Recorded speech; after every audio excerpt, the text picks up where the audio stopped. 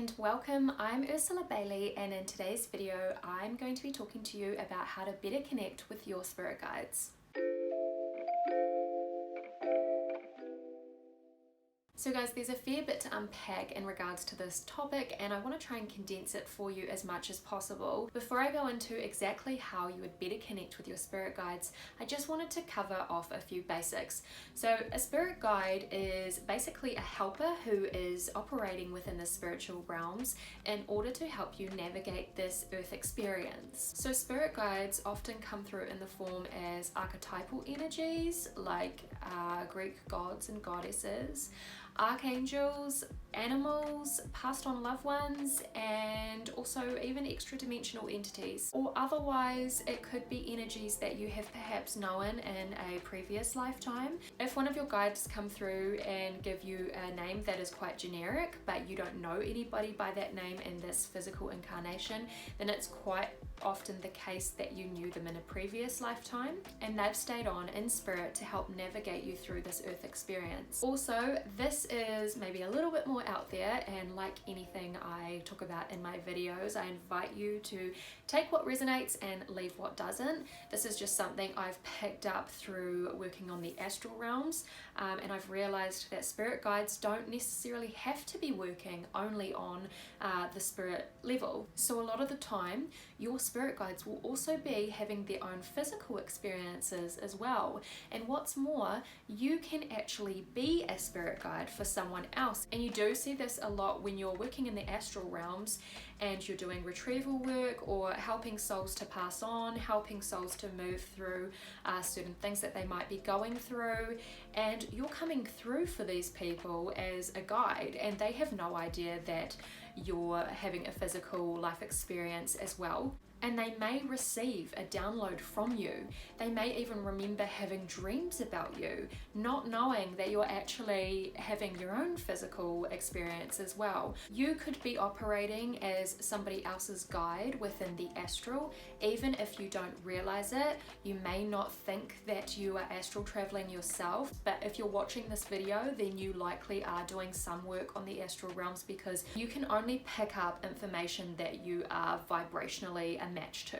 So just by watching this video, it tells me that you are doing work in the spiritual realms, even if you don't remember it or you're not conscious of it. I also wanted to mention that your guides are around you whenever you need them. They're not hovering around you all the time, but the moment you set your intention to connect, they come through and they can connect with your energy and you can connect with them. Whenever you're in need and whenever you kind of need extra love and support, you are sending that out to your guides and they are responding. The only reason why people think that they're not connecting with their guides is because they actually block them off. So they do see signs and they do receive communication, but they will say that that was just coincidence. And I get it, you know, it's really hard, especially where the ego comes in, and the ego is what tells us that was just a coincidence, or it tells us not to really trust our instincts and trust our intuitions. And it's really difficult to try and push that aside and really just absorb that communication from our guides. Whenever you acknowledge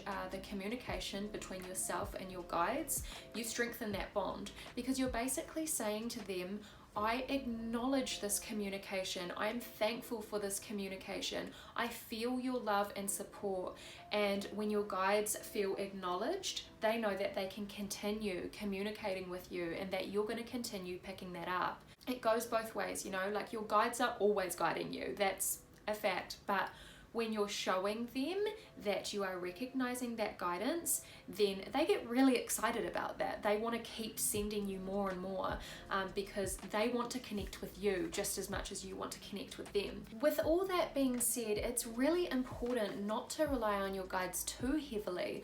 Of course, they want to be there for you and guide you and support you and love you, but they also want you to know your power as a creator being. Sometimes when we say, should we take this path or that path, they're a little bit confused because both paths are awesome.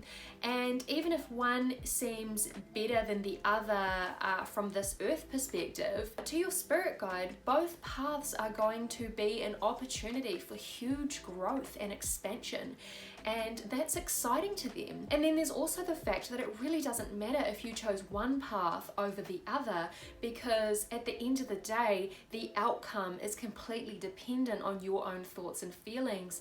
Again, you are a creator being, and your guides really want you to step into that power and really manifest the things that you want into your life. Throughout your earth experience, you'll be offered multiple choice points, but ultimately it doesn't really matter what you decide. The way that your reality unfolds is always dependent on your thoughts and feelings. So the only time that our guides can offer a clear decision on whether this path or that path is the right path for us is when we have already set an intention for what we want in our life, and it's very clear to our spirit guides which path offers the least resistance towards us manifesting that outcome. So that's a time when your guides will offer you guidance. And when I say this, I'm really not trying to put you off asking for guidance, because ultimately that is why they're there. But at the same time, I think it's just really important to not become too reliant on that guidance, because ultimately you are a spiritual being. You are operating in both the physical realms and the spiritual realms. You're a multi-dimensional being, and you have the availability to tap into all of that same information, all of that same knowing as what your spirit guides do. And your spirit guides are not above you in any way. They are just operating differently. Your guides want you to know that everything is perfect. Everything that you gain from this life experience will contribute to massive growth and expansion, and your guides are so excited about that. Your guides also want you to know that you are loved and supported in every step you take. With all this being said, I really don't want to ramble on too much, because I really want to get down to how exactly you can better connect with your spirit guides.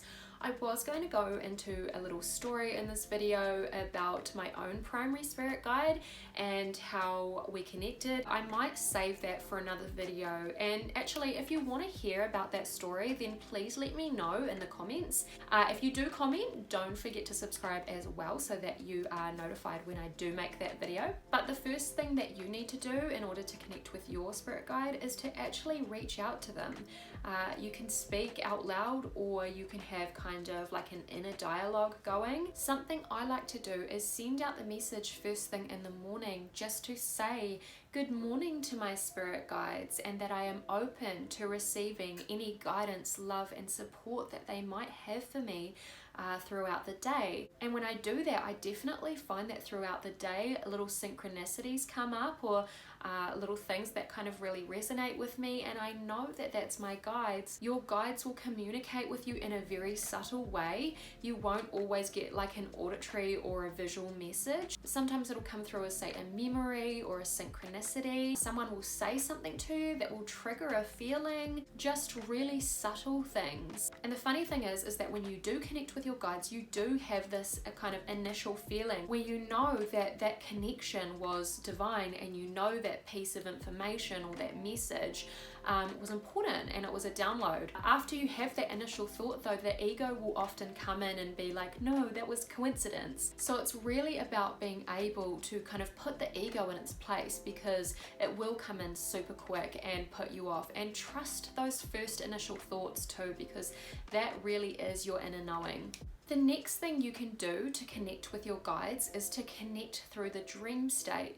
Now for me personally, the majority of my communication with my guides comes through in non-physical states, whether that be the dream state, lucid dreaming, astral projection, or even during meditation. Those kinds of non-physical awareness points are really powerful for your guides to come through, and that's because you kind of shed all this earth stuff and you kind of step up in your vibration a little bit, and that enables them to be able to come down and meet you where you are. So the dream state is super powerful for connecting with your guides. One way to do that is to simply hold the intention before you go to bed that you would like to connect with your guides tonight. So what you can do is kind of just lay in bed and really think about connecting with your guides, really set that intention and think about it and hold that awareness point until you fall asleep. Now the funny thing about this is that often you won't even get to the dream state before that connection starts to happen. The hypnagogic state can actually be really powerful for making these kinds of connections, and you might find that your spirit guide actually comes through and starts to communicate with you before you even get to that full dream awareness. But if not, you may experience communication within the dream.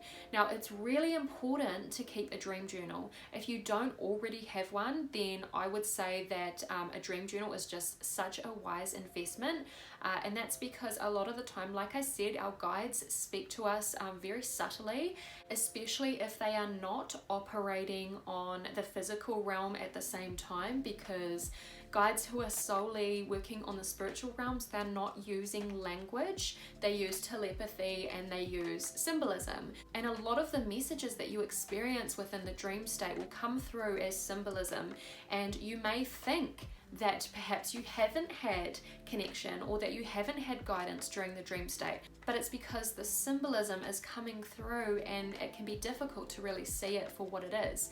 So definitely keep a dream journal and start making notes of what happens in your dreams. What you'll find is that if you ask your guides a question, it'll come through the dream state in more of a symbolic way as opposed to receiving kind of person-to-person language-based communication. Another great way to use the dream state to connect with your guides is to write down your question on a piece of paper and put it under your pillow or next to your bed.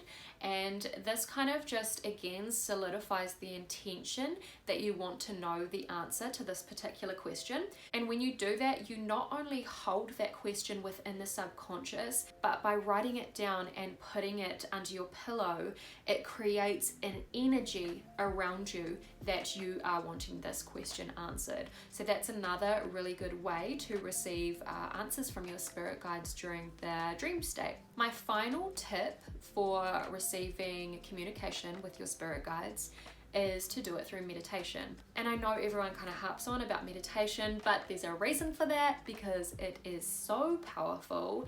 And basically during meditation you are able to receive all kinds of signs and all kinds of information and downloads from your guides. And so if you don't have a daily meditation practice, then I would definitely look at getting started, even if it's only 5 minutes a day. So how you're going to connect with your guides during the meditation state is that first of all, you're going to get really comfortable and you're going to focus on your breathing until you meet that like semi-trance state. Then you're going to ask your question. And you're just going to wait for the information to come through. It's really important to not be attached to the how, because like I said, our guides work in very subtle ways. So the answer to your question might come through as a sudden image or a memory or a feeling, a temperature change, things like that. Sometimes I find that during meditation, your answers do come through right away.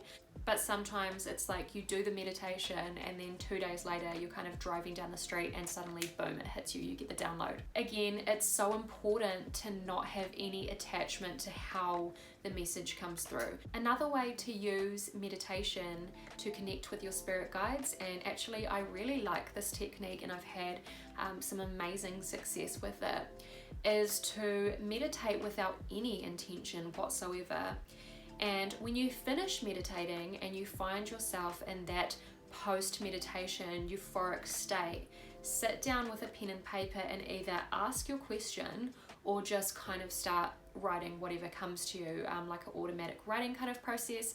But what I usually find is when I'm in that very high vibe post-meditation euphoric state, if I ask a question, the answer comes so quickly. A lot of the time when I do this, I will have really quick confirmation and I'm so mind blown by it, and then all of a sudden I receive another confirmation on top of that, so it can be super overwhelming. And I think that it really has to do with putting yourself in that very high vibration state that meditation has to offer. Okay, so that's it for now, but if you liked this video, then please leave a heart emoji in the comments and don't forget to like and subscribe. Thank you so much for watching, and I will talk to you again soon.